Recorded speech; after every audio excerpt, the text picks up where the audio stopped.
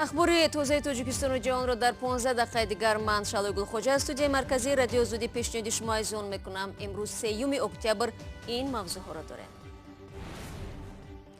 اکنون خط سیری نو ورونژ روسیه را با پایتخت تاجیکستان میپیوندد. پروازها از ماه آینده آغاز میشوند. اموری دهشتناک، تنها در یک سال 130 کودک گرفتار ویروس ویچ در تاجیکستان آشکار شده است. راه سیرویت‌یابی برخی از آنها معلوم نیست. و جمشید یوروف امیدوار است پیشبری برادرش بزرگمهر به جایزه بانفوذ توجه را به وضع ناگوار محبوسان در زندان‌های تاجیکستان جلب می‌کند. امیدی هست برای تمام شهروندان فعال تاجیکستان که می‌خواهند که وضعیت حاضر تاجیکستان رو که حقوق انسان خیلی هم حالتهای ویران کنیش بسیار است اصلاح می‌شود. ماه آینده شرکت اورال ایرلاینز هر روز شنبه از ورونژ روسیه به شهرهای دوشنبه تاجیکستان و اوش قرقیزستان پرواز خواهد کرد. پروازها توسط هواپیمای نوی ایرباس A320 صورت میگیرد. قیمت بلیط ها به دوشنبه کمی دیرتر اعلان خواهد شد. گرانی نرخ بلیط در سالهای اخیر ساکنان تاجیکستان را وادار کرده است که از طریق قرقیزستان و ازبکستان خود را به دیگر کشورها رسانند. گروه دیگر بخصوص مهاجران کوری سفر به اتوبوس را برتری می‌دهند که نسبتاً ارزان تر است. روسیه میزبان ده‌ها هزار مهاجر تاجیک می باشد و از چندین شهرهای این کشور به دوشنبه و خوجند و کولوب تاجیکستان پروازها صورت میگیرد. در برابر شرکت‌های هواپیمای روسی، شرکت سومون ایر و تاجیک ایر تاجیکستان نیز در این مسیر فعال می باشند. در تاجیکستان از افزایش آلوده‌شوی کودکان با ویروس ویچ نگرانی می شود. تنها در سال گذشته 10 کودک تاجیک با ویروس نورسایی مسئولیت بدن سرایت یافتند. هنوز در اول همین سال در کشور پزشکان خون تقریبا 120,000 خواننده مکتب را تشخیص کردند. هدف را مقامات در معلوم کردن کودکان آلوده به ویچ و سری وقت به طبابت فرا گرفتن آنها ارزیابی نمودند. طور آمارها نشان می‌دهند میزان گرفتاری به این ویروس تشویش‌آور میماند. سروین روح‌الله در این باره معلومات می‌دهد. در یک سال اخیر در تاجیکستان در وجود 130 کودک ویروس نارسایی مسئولیت بدن یا ویچ آشکار شده است. برخی از این کودکان از مادران خود سرایت یافته، برخی از آنها از راه‌های نامعلوم به این ویروس آلوده شدند. مقامات میگویند کودکانی تا 14 ساله که به این ویروس گرفتار شدند نسبت سال گذشته بیشتر هستند. آشکار شدن بیش از 100 کودک با بیماری نورسایی مسئولیت بدن در حالی است که طبیبان میگویند هنوز تلاش آنها برای پیدا کردن راه‌های نامعلوم سرایت‌یابی کودکان به پایان نرسیده است و دقیق کردن عامل سرایت‌یابی هم دشوار است. پزشکان میگویند اگر یک گروه این کودکان از مادر به این ویروس سرایت یافته راهی مبتلا شدن آنها معین شده است، اما کودکان آلوده به این ویروس از پدر و مادر سالم یک معماست. حالا در تاجیکستان بر اساس قانون درباره مقاومت با ویروس نورسایی مسئولیت بدن و بیماری نورسایی محصل مسئولیت، تشخیص و طبابت، مشورت و داروواری درمان برای این کودکان رایگان است. با آنها هر ماه برای طبابت حدود 400 سومونی کمک پولی داده می شود. اما مسئولین سازمان‌های کار با کودکان مبتلا به این بیماری میگویند برای کودکان آلوده به این ویروس باید در برابر این برنامه و اصول‌های ویژه‌ای به راه مانده شود تا آنها را با راه بیماری خود و با زندگی دیگر، زندگی که تا جای از همسالان دیگرشان فرق دارد، آماده سازند. توسط چنین لایحه‌ها کودکان باید درک کنند که تنها نیستند و امیدشان به آینده بیشتر باشد. به این ترتیب هر روز در تاجیکستان تا 4 نفر به این ویروس گرفتار می‌شوند. سال 2002 باری اول در بدن کودکان ویروس نارسایی مسئولیت بدن آشکار شده است و تا امروز حدود 800 کودک با همین ویروس به سر میبرند. رو می‌ریم به موضوع دیگر. محدود نمودن دسترسی به سامانه‌های خبری و شبکه‌های اجتماعی در جمهوری آسیای مرکزی امر معمولی است و ما نیز عادت کردیم که در چند روز اخیر وبسایت رادیوی آزادی به آسانی باز نمی‌شود. ولی اون چیزی که بیشتری ها را حیران نموده است اکنون بستن سایت هایی که برای آسیای مرکزی تشکیل شدند در روسیه رایج می شود. 2 ماه پیش ما درباره مانع گذاری به سامانه آزیا پلوس خبر داده بودیم. چندین سامانه دیگری مستقل تاجیکی نیز از همین مشکل شکایت کردند. اکنون نوبت به خبرگزاری فرگانا نیوز رسید و در این باره کیومرسیاتو گزارش دارد. سازمان حامی حقوق انسان امنیستی اینترنشنال که قرارگاهش در شهر لندن می باشد از روسیه دعوت کرده است که فوراً دسترسی به سامانه خبرگزاری فرگانا نیوز را برقرار کند. روز 2 اکتبر رئیس بخش روسی امنیستی اینترنشنال ناتالیا زویاگینا این عمل را حمله به آزادی بیان نامید. روسکامنادزور یا خود اداره ناظر مخابرات روسیه شام 1 اکتبر سایت آژانسی فرگان نیوز را در رویخط سامانه‌های ممنوع شامل کرد و به نوشته امنیستی اینترنشنال صبح 2 اکتبر دسترسی به این سایت در قلمرو روسیه ناممکن شد. فرگان نیوز یکی از آژانسی های خبری پیشقدم روسبان در بازتاب حوادث آسیای مرکزی می باشد. کارمندان آژانسی میگویند که از روسکامنادزور هیچ هشداری درباره پایمال نمودن قانونها دسترس نکردند. در گذشته 5 جمهوری آسیای مرکزی بارها دسترسی به این سایت را منع و یا محدود کرده بودند.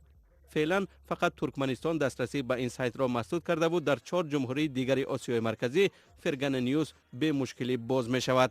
روسکامنادزور خدمات ناظر عرصه مخابرات در روسیه ماه اوگوست امسال دسترسی به سامانه آژانسی اطلاعاتی آزیا پلیس را نیز در قلمرو این کشور بسته بود. مقامات روسیه آن وقت نیز دلیل چنین اقدام خود را رسانه‌ای نکردند، ولی مسئولان خبرگزاری گفته بودند که به احتمال زیاد روسیه از نشر خبری خودکشی یک زن در خوجند نگران شده آنها را به تبلیغ آنچه در حدود روسیه منع است متهم کرده است.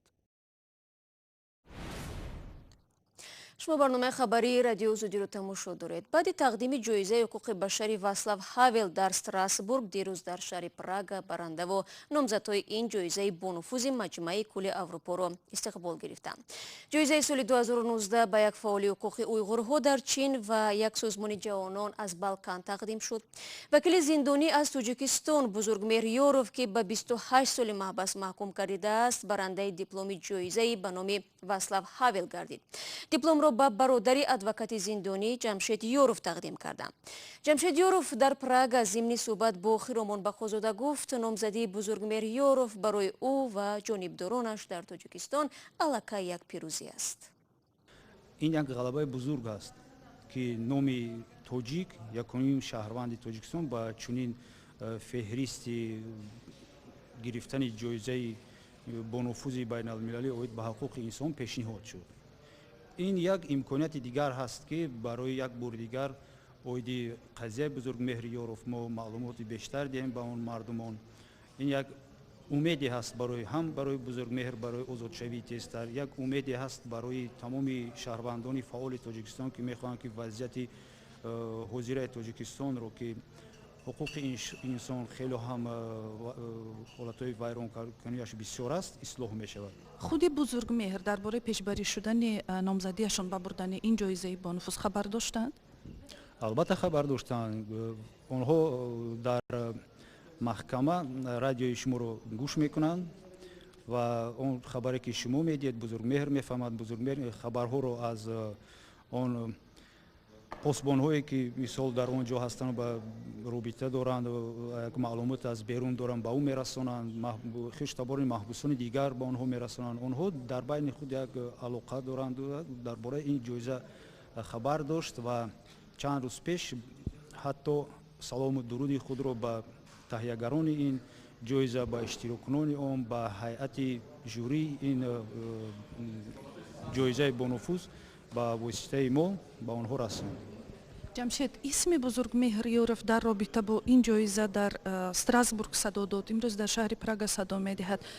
امید شما از این همه مراسم ها چی است؟ امید کلی شما چی است؟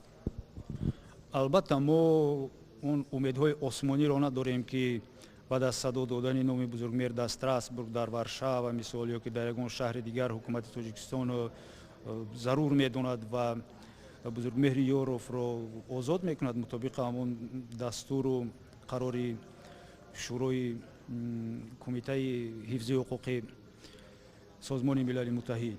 ولی ما امید داریم که اقلا هم وضع بزرگمهر یوروف در زندان بهتر کرده می شود. با بزرگمهر یوروف امکانیت داده می شود که با اقلا با نمایندگان سازمان ملل متحد، با نمایندگان واسطه اخباری عامه و خورد امکانیت داده می شود که شاید که پرونده بزرگمهر از سر نو بررسی کرده شود. بینندگان عزیز، این صحبت رو در شکل کامل در سامانه رادیو زودی و صفحه ما در شبکه اجتماعی یوتیوب تماشا کنید.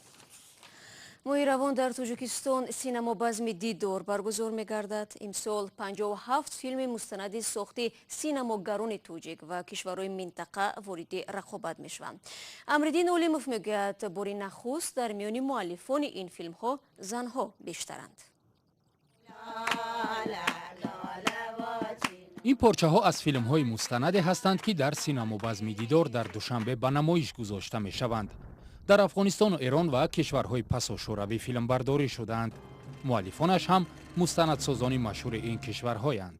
филмҳои гуногун дар бахши озмуни байналмилалӣ, филмҳои баланду кӯтоҳ, озмуни филмҳои тоҷикӣ, бахши дар меҳмонии дидор аз ардокфест, як калонтарин фестивали русия ва як гурӯҳ ҷавонам аз Ташкент меоянд, 6 нафар ташриф меоранд. 57 филм аст. барои аввалин бор ҷашнвораи дидор ба филмҳои мустанад бахшида мешавад. ин синамобазм аз 16 то 20 октябр дар толори иттиҳоди синамогарони тоҷикистон баргузор мешавад. мубтакиронаш мехоҳанд моҳияти филми мустанадро ба тамошобин нишон бидиҳанд. дар фестивалҳои қаблӣ мо тасвири зиндагиро ба тамошобин нишон медодем. дар синамобазми филмҳои мустанади дидор мо худи зиндагиро мехоҳем ба тамошобин нишон диҳем. филми ҳунарӣ тасвири зиндагӣ аст, копияи зиндагӣ аст, аммо воқеият мо зиндагиро ба воситаи синамо мехоҳем ба тамошобин нишон диҳем. ин хеле муҳим аст. синамои мустанад зиндагӣ аст. ба ҷашнвораи феълии дидор ба душанбе синамогарон аз афғонистону эрон ва кишварҳои минтақа бо шумули туркманистон даъват шуданд.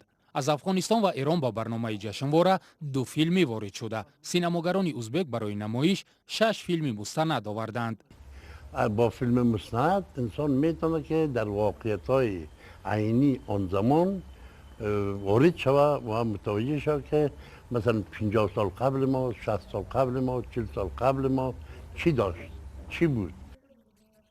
агар як фарқияти ҷашнвораи имсола ба намоиш гузоштани фақат филмҳои мустанад бошад, вижагии дигарро дастандаркорон дар вориди саҳнаи синамо шудани занҳо мебинанд. аксарияти ин филмҳое ки мо интихоб кардем занҳо сохтанд. ин хеле муҳим аст. воқеан ва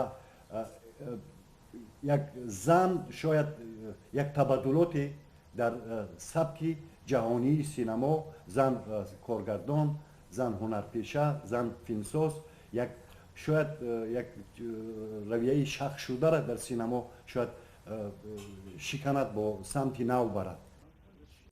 синамобазми дидор бори нахуст соли 2004 баргузор шуда. сипас дар 2 сол як маротиба синамогарони кишварҳои минтақа бо филмҳои офаридаи худ ба душанбе меомаданд. ҳамакнун тасмим шуд, ки ин синамобазм ҳамасола, вале дар 2 сол як маротиба танҳо ҷашнвораи филмҳои мустанад баргузор мешавад. ва дар шаҳри балашихаи вилояти Москав 2 корманди полисия аз кор ронда шуданд, ки муҳоҷирони ӯзбекистонӣ аз тарси онҳо аз ошёнаи дуввум ба замин парида буданд. дар ин бора Татьяна Петровна, сухангӯи раёсати корҳои дохилии вилояти Москав хабар дод. Петрова гуфт, 2 корманди полис ба хотири содир кардани ҷинояте, ки бадномсозандаи мақомоти корҳои дохилӣ аст, аз кор ронда шуданд ва ба ҷавобгарӣ ҷалб хоҳанд шуд. раҳбари онҳо низ аз вазифаи пастар шудааст ва 10 тани дигар аз кормандон танбеҳ гирифтанд. шаби 20 сентябр Дилшод Тимиров ва Илҳом Холматов ҳамроҳ бо дӯстони дигарашон ба меҳмонии муҳоҷири қирғизистонӣ Элёрбек Умаров омаданд. баъди чанде 3 марди рус бо либоси мулкӣ вориди манзили иҷораи онҳо шуданд ва ба латту кӯб шурӯъ карданд. мардони воридшуда худро корманди милиса муаррифӣ ва маблағ талаб намуданд.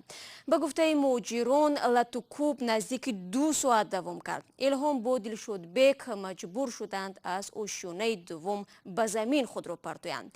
онҳоро баъдан ба бемористон интиқол доданд.